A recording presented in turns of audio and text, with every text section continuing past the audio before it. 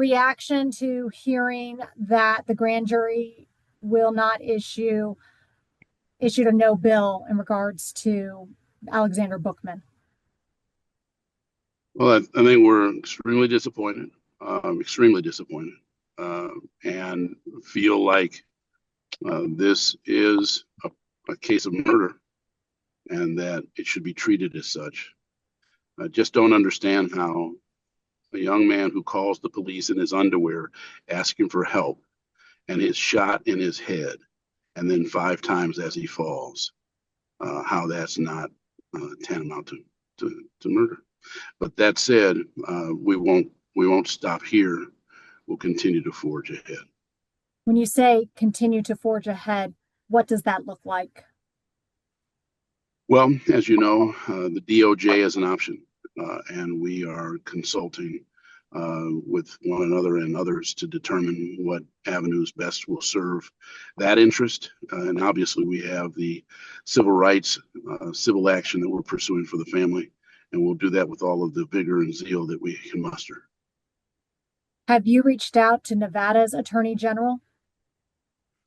I know that Lee, our lead attorney, has been very aggressive about trying to go about everything he can to try and bring justice to this family. And I know that will be one of the steps, if it has not already been taken, that will be. How did you learn about this no bill being issued? Well, we put it this way. What matters most is that the family finds a way to sort of compartmentalize this and understand that this is just the beginning of this fight. It's not the end. And I know part of this fight has included the civil lawsuit. Where are we right now with that? We filed a civil lawsuit, and we are now at a place where discovery will begin. And we expect that we'll be in a position where we'll gain more information about what it is that happened, why it is that it happened, who all was involved, and the like. And we know when it comes to a grand jury, it's the prosecution that presents all of the evidence. So are you questioning what the prosecution presented during the grand jury? Or I'm sorry, let me rephrase that. Are you questioning what the prosecution presented to the grand jury? Well, because I wasn't in the room, I'm not sure that it's appropriate for me to question what they did. What I do know is that I'm very disappointed by this outcome, and I'm not able to understand it, to be candid. And I think that's the same frustration that the family shares. Did you learn about it today? I did.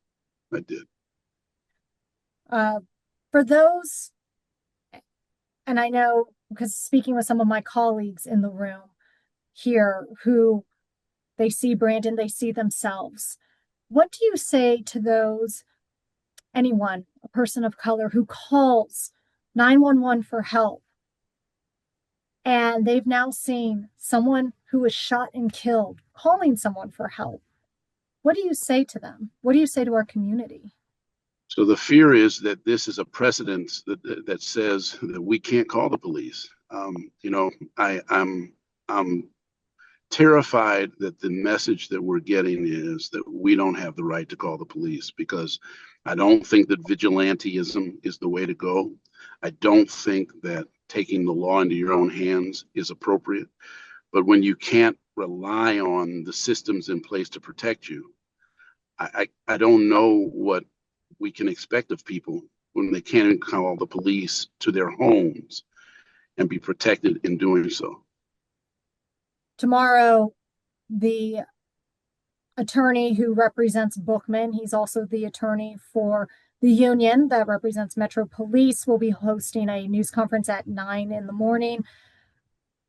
What do you, without speculating, because you can't speculate what they're going to say or anything else like that, but are you planning on hosting or doing anything tomorrow after maybe they have their news conference?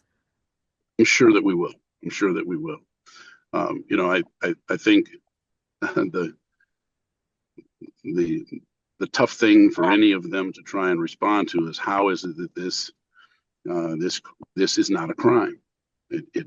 How is it that you can suggest this to be justifiable? How is it that you can say that this occurrence should have happened, that it was okay for it to happen? I just don't know how you get there. Your reaction to hearing that Bookman won't be indicted? Um, my honest reaction was I was actually having dinner at my dinner table. I stopped eating and I cried in my room for about 2.5 hours. That's my reaction. How difficult is it to process this right now? I don't know that I've completely processed it. Um, so I think that speaks to the difficulty of processing it. The fact that the grand jury, which is made up of our peers, is saying this was a justifiable use of force. How do you comprehend that?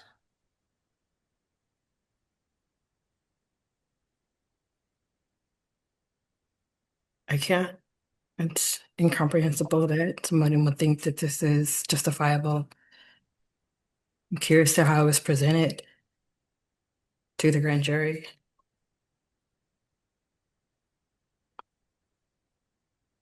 What do you want the community to know about you and Isabella, and just trying to process it at this moment in time?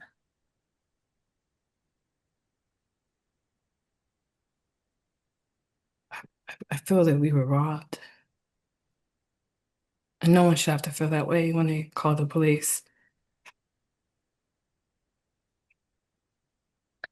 Rachael, as after what's happened to Brandon and seeing the outcome with this grand jury, do you feel comfortable calling 911 and having police respond to your house? On the 4th of July, when I went to Fremont Street, there were Metro police officers everywhere. The moment I would spot them, I would look down the whole time. Because there is a fear that's not even something I think about.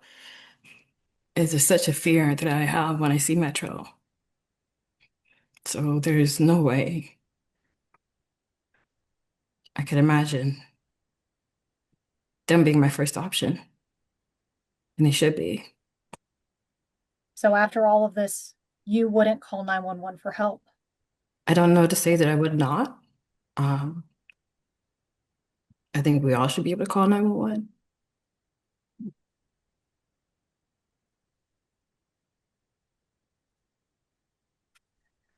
Rachael, is there anything that you would want to say to Officer Bookman in regards to the outcome of this case?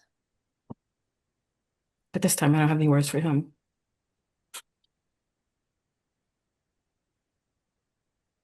I don't think it switched over. Do you mind saying that one more time to make sure you're on camera? At this time, I have no words for him. Anything else, Rachael?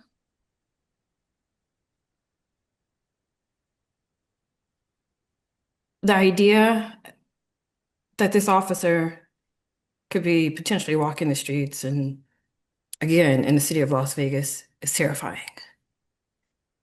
Beyond terrifying. I want to thank you so much, Rachael, for taking the time to speak with me. Cannon, is there anything that you would like to say? No, thank you though. Thanks for reaching out to us. Thank you. Thank you.